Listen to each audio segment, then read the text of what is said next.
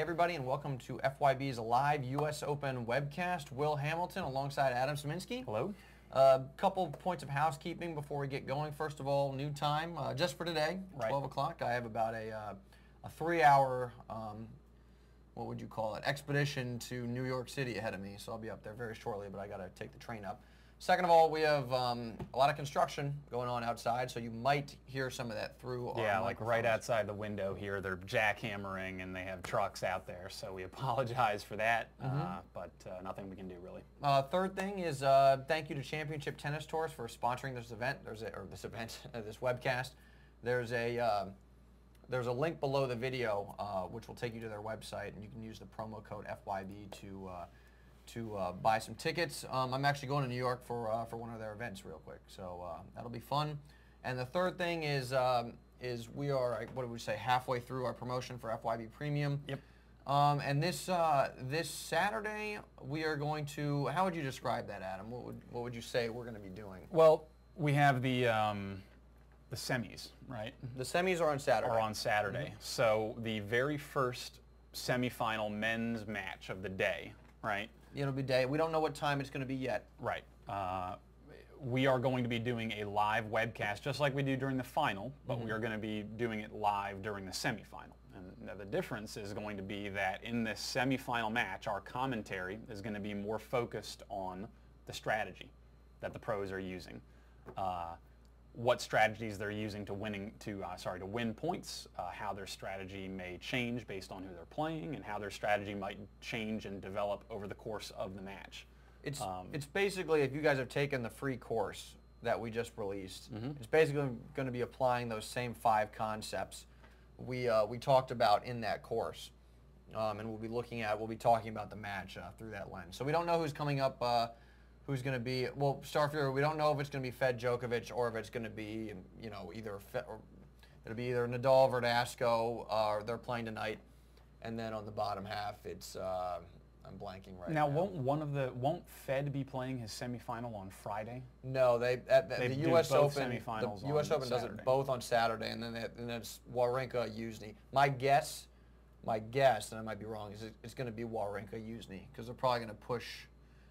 Actually, that's a good question. I don't know. I mean, it's going to depend on the TV schedule, whatever CBS wants. So I don't know how that's going to shake down. Well, Wawrinka Uzny will be coming up, right? Because the semifinal will be between. Oh yeah, what am I talking about? It's too early. It's noon. Wawrinka Uzny is a quarterfinal. That's right. So it's going to be either Nadal or Verdasco. One of those is going to get through, versus either Wawrinka or Uzny. And who knows what that. Star Fury says in chat it's going to be a Wawrinka Verdasco semifinal. I'm going to guess that's not going to happen. Yeah, I'm going to go with no on that. But you never know. Yeah, that's why they play the matches. So that's going to be on Saturday, right? And then we'll be back on Sunday for the final.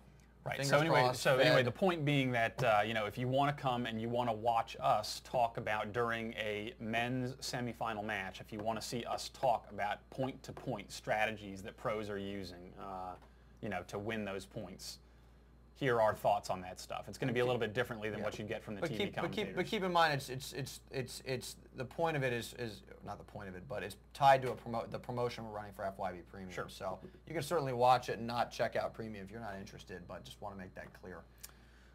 With that in mind, let's start by talking about yesterday's wind-swept matches. Yeah. Because it was extremely windy the entire time. And why don't we start? Let me navigate over to the draws, and we'll start on the women's side, because you had if you clip over to the computer screen, you've got Twitter over here or whatever. Here's the draw. You can hit maximize if you're having trouble seeing this stuff. And you had Zvonareva versus Kanepi, and Zvonareva got that through, basically playing really safe tennis. Put the ball down the middle of the court and didn't really go for anything. And she really just basically said to Kanepi, come up with the goods, come up with the winners in these tough conditions. And it was a smart match on Zvonarev's part, and she obviously got through that. And then you had Wozniacki-Cibulkova, which was just craziness. I mean, there were a bunch of tosses that were just caught. I mean, Both struggled, early breaks, and then they kind of, the funny Talk thing about is, early breaks. The commentators were saying it was like the ugliest match they'd ever seen, at least in the first couple games there. They couldn't get serves in. yeah, but the funny thing is that they ended up both serving really high percentages. 68 for Wozniacki, 70 for Cibulkova. So those are great percentages, but the funny thing is you go down to average first serve speed is 88 miles an hour for Wozniacki and Cibulkova 79. They were basically hitting second serves the entire match. Right. They just got, the fastest Wozniacki served was 112, Cibulkova 100. But those girls are going to be flirting with 100 miles an hour, a little bit more on their first serves when the weather's good. So they basically just said, I'm going to spin it in down the middle of the service box. So it was kind of a bizarre to see how that all worked out.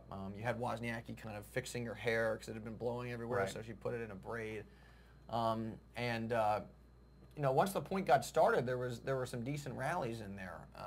Conservative play in the sense that they weren't going for the lines because the wind would push it, potentially push it out. But you had some good play, and it's kind of fun just watching this stuff from the mental standpoint, to see how they cope with difficult circumstances, because that's one of the main things that sets the pros apart from the amateurs, is just mentally how do you handle difficult situations and what adjustments do you make. So I enjoyed watching that stuff. And now, of course, we've got the semis coming up. Wozniacki, Zvonareva. Flip over there and we'll take a look at that. So we got here Wozniacki versus versus Zvonareva, and then Venus Williams, Kim Clijsters. I think this is the one, the Venus Williams, Kim Clijsters one is going to be. It could go either way. But I think it's going to be a fascinating match to watch because Venus has been playing well. Clijsters is arguably the best athlete on the women's side, and she against Stosur, she was getting a lot of balls back, and Stosur was playing aggressively, and Wozniacki was able to get it done by just playing good defense and then being aggressive when she had a look. And Venus is obviously going to be. I think you meant Clijsters. You said Wozniacki. Oh, did I? Yeah, I meant Clijsters. And Venus is obviously going to be trying to hammer the ball and play aggressively. So it'll be interesting to see how those two styles match up and whether or not Venus can be aggressive and and maintain that high level of play, because she's going to have to hit 1 or 2 or 3 good shots per point to get the ball by Clijsters. Get her off the court, open court, hit on the run, and then put the ball away on that third shot. And she'll need to step in and be aggressive as well with her vertical court positioning. Yeah, and Star Fury is saying in the chat, does Zvonareva have to be aggressive against Wozniacki? They're both very good on defense. That's a tough question. Zvonareva is not a big hitter, so I think she should stick with her style, but it's tough right now. Wozniacki's the best defensive player in the game right now. And Wozniacki can play aggressive and move the ball around when she wants to. And she was doing that last night a little bit more conservatively than normal because you can't go for the lines in those conditions. But right. it's gonna be tough.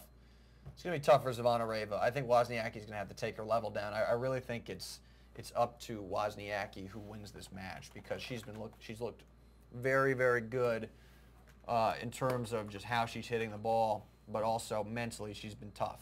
So I think it's a big ask for Zvonareva to pull this one out.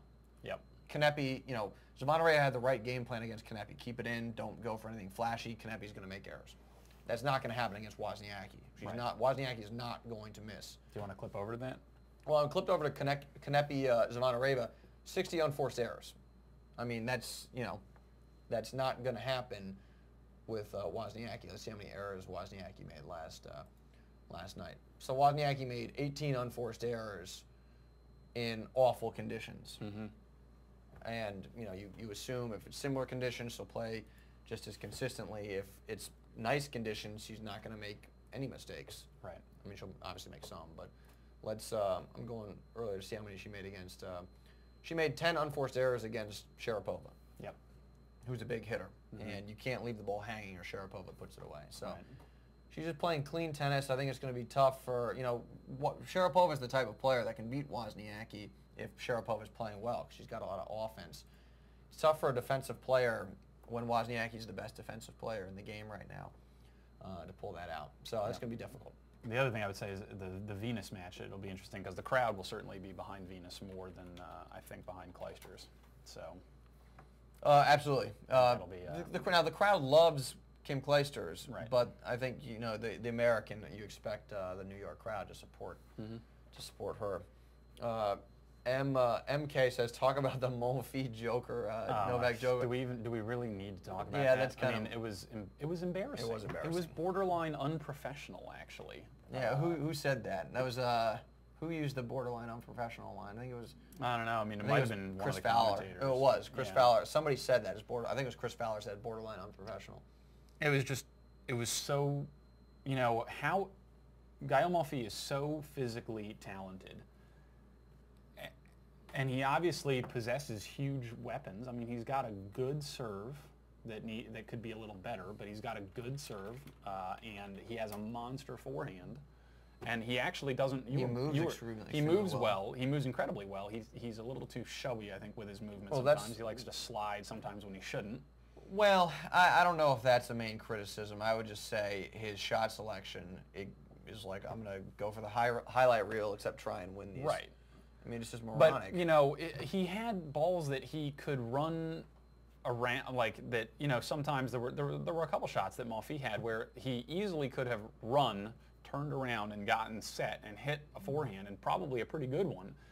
And he chooses to, like, jump 3 feet into the air and then try and hit a tweener. There were a couple. It was so absurd. It's no wonder he lost the match. Well, it was just an embarrassing performance from a mental standpoint, and his coach basically said as much. They interviewed him, and he was kind of like, this is not a good performance by Gaël. And if the guy wants to take the next step and win a major, he can't do stuff like that because it was just extremely, extremely weak. He needs to learn how to focus his mental energy and his physical talents into high percentage tennis and not. Well, it's weird because he goes for flashy shots like that, which are stupid, but then his game is almost too high percentage. The dude just plays a lot of defense. Well, he's far too willing to sit back 10 feet, 15 feet behind the baseline and grind with people. Yeah, and he needs to, with as much talent as he has, he needs to step up.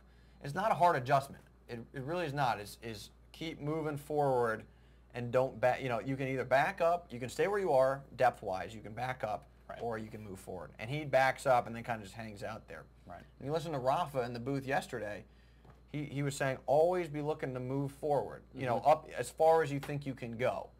And what that means is don't stand further back behind the baseline than you have to. If you want to get into a baseline rally, stand up as close to the baseline as you can. Otherwise, there's too much space for your opponent to hit into. Right. And a fascinating comment from a guy who is notorious for standing a million miles behind the baseline. Yeah. Particularly on clay. I mean, the guy will make adjustments, but I think that's a comment, interesting to hear that from Rafa, because maybe earlier in his career he wouldn't have said something, or he wouldn't at least have practiced that as much. He would stand further back, kind of hang out, play defense. But now the guy is a great offensive player. The guy steps up and runs around a lot of backhands. And what were you saying, Adam? He hits 5% of the balls he hits are right. forehands. I mean, Rafa basically 3/4 of the court is a forehand for Rafa. No matter if it's the ad court, deuce court, where you're starting out. But he runs around that forehand, or excuse me, that backhand, and he steps up. I mean, it's amazing how and now he's serving huge too. It's amazing how he's transitioned into a very aggressive player where necessary. I think the point, he did say that, if I want to win the U.S. Open, I've got to take some risks. I have to change something because, what I've been doing is not getting it done. And especially like on a hard court. I mean, he did say that Wimbledon is a faster surface than the U.S. Open, but I think he realizes that if he wants to win a U.S. Open, he's got to be more aggressive. There's something about the hard courts though that gives Rafa problems versus he's won the Australian and he won the Olympics. And he's won Wimbledon, so. But the Australian is a different type of surface, different type of hard court. It's slower. I think, and we were also talking about the balls are slightly different. I think they might be on the lighter end, so they're moving quicker. Not only is the Australian is played on rebound ace, which is not only slower but also has a little bit more bounce to it. So it's different. But again, I don't remember, was Beijing played on DecoTurf or was that on Rebound Ace? If anyone knows in the chat, say. But, I mean, if it was played on DecoTurf, then that should tell you that Rafa can succeed at the U.S. Open if he... Well, he can obviously succeed. I mean, the guy's been to the semis twice and gotten beaten relatively handily, but he's been injured or tired. He was tired after he won the Olympics and lost to Murray. And then last year he had an abdominal problem against Del Potro. That said, Del Potro played an incredible match, so even if Rafa was healthy, who knows how... I mean, Rafa beat him 2-2, or Del Potro beat him 2-2-2, which is a beatdown. The other thing that, So Star Fury says it's DecoTurf. Yeah, I mean, the other thing that Rafa can do that may be harder for some other players, I mean, all these guys are pros, but you see this even at the rec level, is if you decide to commit to coming up closer to the baseline, you also have to become more comfortable taking the ball on the rise, which Rafa has been able to make that adjustment, but Monfils just may be more comfortable waiting for the ball to drop and not taking it on the rise. Well, yeah, you can step in and you can take most ground strokes on the rise, which is something Federer does. He just generally plays up, or you can close at the right situation. Sure. So let's diagram exactly what that means. So if you have just a generic ground stroke, here's opponent, here's you. If the ball comes straight through the court, some players might be comfortable in a normal, typical baseline rally just hanging out here. Let's say this is Rafa. And that's fine. There's nothing wrong with that. You have your comfortable depth. You stay there. Federer, I'm losing my pens, Federer might be up here. And that's perfectly fine as well. Federer or Davydenko just likes to take the ball earlier. So no problem with this. There's a variety of depths behind the baseline you can position yourself at. It's going to vary based on a number of factors. But what all players need to do is, now we have kind of the mediocre loopy ball that sits up a little bit. And maybe here's the top of the bounce, or bounce. This is as high as it gets, and it's a little bit lower here. Is that on camera, Adam? Yep. And here's, it on the way up. And for those weaker balls, which are easier to time, someone like Monfils might just let it come down when you're saying to yourself, come on, man, you need to step in and hit it here, or maybe here, attack it when it's at the top of the bounce. And this is something Federer has always done well. This is something Rafa is really, incorporating into his game more than he had in the past. It's just always moving forward when you get that opportunity. So that's what a lot of commentators are getting on Monfils for. He just kind of, here's his depth that he's always at, and he's just, that coach, doesn't matter what kind of ground stroke it is. Here's your normal baseline rally. Here's the ball. You really should be stepping in, moving into attack, yet he doesn't do it. So that's the main issue with Monfils' game. And that's one of the adjustments Rafa has made in the last couple years versus earlier in his career when he was a little bit more defensive. Now what Rafa runs into trouble with is against a guy like Del Potro on those, or Murray on those faster surfaces, he doesn't have as many opportunities to step in because his opponent is keeping him back. But if his opponent hits a weaker ball, he'll step right in and try and take control of the point. So very, said this before, repeat it again, your number one weapon if you want to be an aggressive player is your footwork. Because if you want to, simply by stepping in 10 feet, you could hit the exact same ground stroke in terms of how hard you swing, how much pace you put on it. But if you're 10 feet in the court, there's way less time for your opponent to get to the ball. You can hit a different type of ball depending on how high you catch it.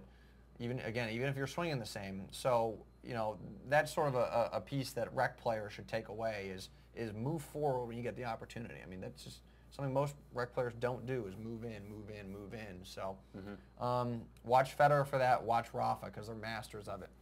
So we have a question in the chat. M. Carey is asking, can you explain Rafa's grip change on his serve? Let me find we talked a little bit about that yesterday.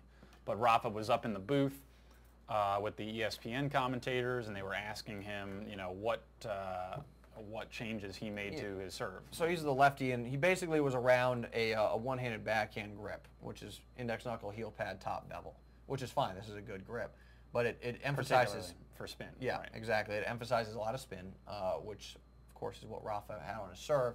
But Rafa basically went around to a continental where index knuckle is now in line with the second bevel, and that lets you hit, you can kind of come through the serve a little bit more, and that's exactly what Rafa's doing. He's up 5-10 miles an hour on his serve speed, and he's maintained his percentages pretty well. He's confident with it. So it's interesting because a lot of rec players that you see, I guess I would say, sort of have the frying pan serve grip, which is more like an Eastern forehand grip. Like this, like your forehand. Same grip they use for their forehand, they use to hit their serve, and they frying pan the ball. And we spend a lot of time telling people, instead of that frying pan grip, hit with a continental. Rafa was the other way around. He had an Eastern backhand grip, which is actually an acceptable grip. Gives you a lot more spin. That's the important distinction to make. Is Eastern backhand, you can use it. Right. Eastern forehand, negative. And Rafa's not the only pro that uses that Eastern, or used that Eastern backhand grip to serve, but he went to the continental and is now serving a lot harder. Yazoo asked, is there a proper way you should hold your racket? And the answer is yes, but there's a range depending on what shot you're hitting. For the serve, you can have a range of grips, Eastern backhand, continental. For the forehand, you could have an Eastern, semi-Western, you could be over towards a Western. For volleys, you want to be around a continental. There's a range in there as well. So, there's kind of just a spectrum in there. There's no right grip, but there is, again, a couple acceptable grips for each shot, and there are most certainly wrong grips you can use for the serve, for the forehand, for the backhand, and so on. So it's just a matter of educating yourself on what is acceptable and what's not. We have some videos up in the grip section that'll make it clear what you can use and what you can't. Rec player, recreational, weekend warrior, intermediate, whatever. So yeah, let's. Well, we have Federer. We have 5 minutes left here to talk about Federer, Soderling. And the first thing both you and I observed was Soderling's serve not there. Never showed up. Yeah. Wasn't there at the beginning, wasn't there at the end.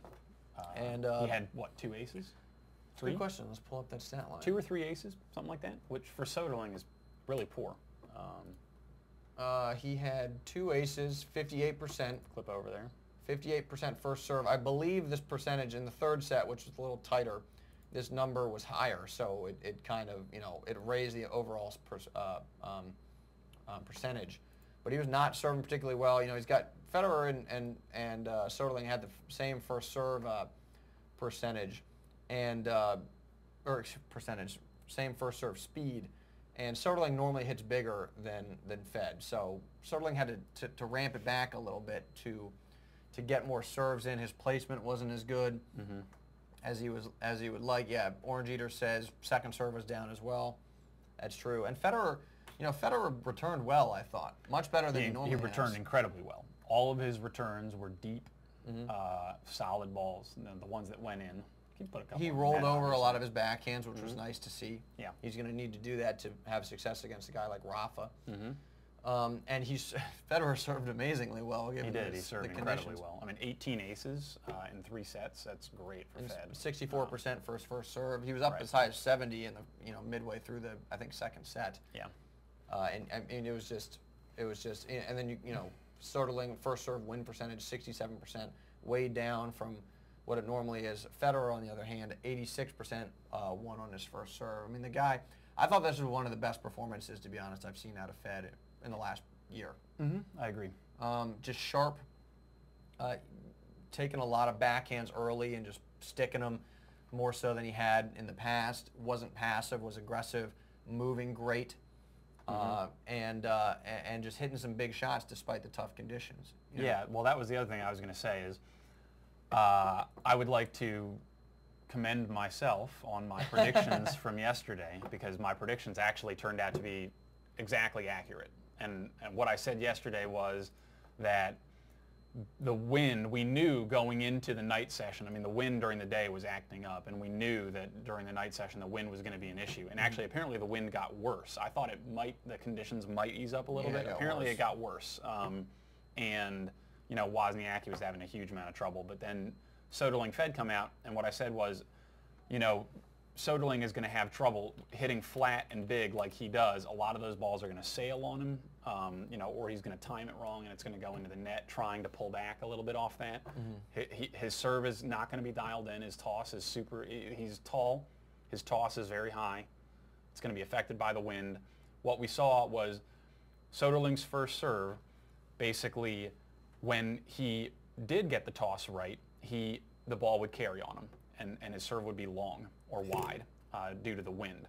And when his toss went wrong, the wind would be, particularly when he was on the camera end of the court, the wind would carry the toss into the court, and it would cause him to hit too far out into the court and send the ball into the net.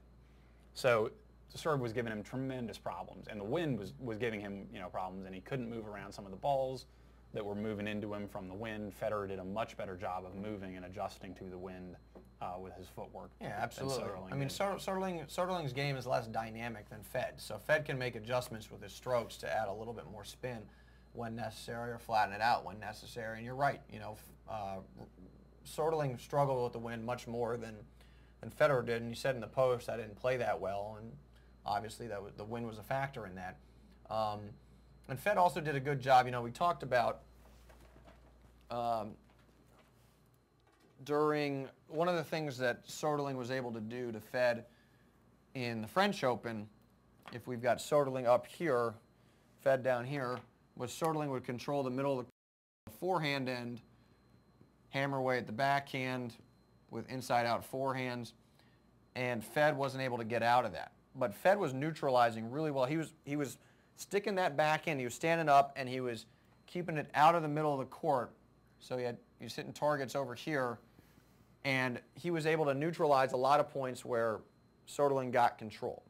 So it was an impressive, this, again, I said this in the preview video, I said this tactic is probably going to be more difficult for Soderling to execute, and it was for a couple reasons. The speed of the court, but also Federer was dialed in, hitting his spots and really sticking the ball. So it was, like we said, Federer played great, and Soderling struggled with the court speed and the elements. I mean, it was and Fed did a very nice job of taking time away from Soderling. Fed was up on the baseline. He was hitting tremendously on the rise.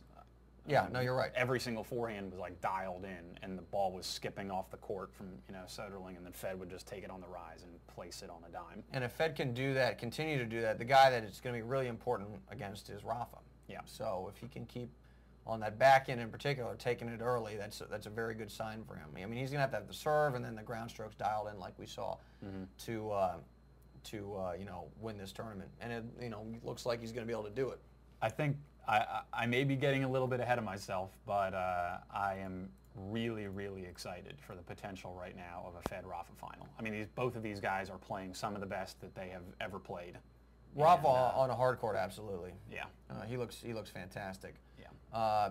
I think Djokovic is playing well, so yeah. I would clearly predict Federer to win that, but Djokovic has been playing some solid tennis after his as a couple people have described it, hiccup in the first round. The guy has been moving the ball around, serving well, returning well, so he's a tough player. I think it's fair to say that Rafa has a little bit of an easier trip into the final than Fed does right now. I mean, I predict Rafa will pretty much take apart Wawrinka. Well, he's playing Verdasco first. He's playing Verdasco, who the last time they played in a major Australian Open, that was a 5-set match that Verdasco had opportunities to win. So Verdasco is not an easy opponent to beat. Do I think Rafa's going to win it? Yes. Could Verdasco win it? Yes.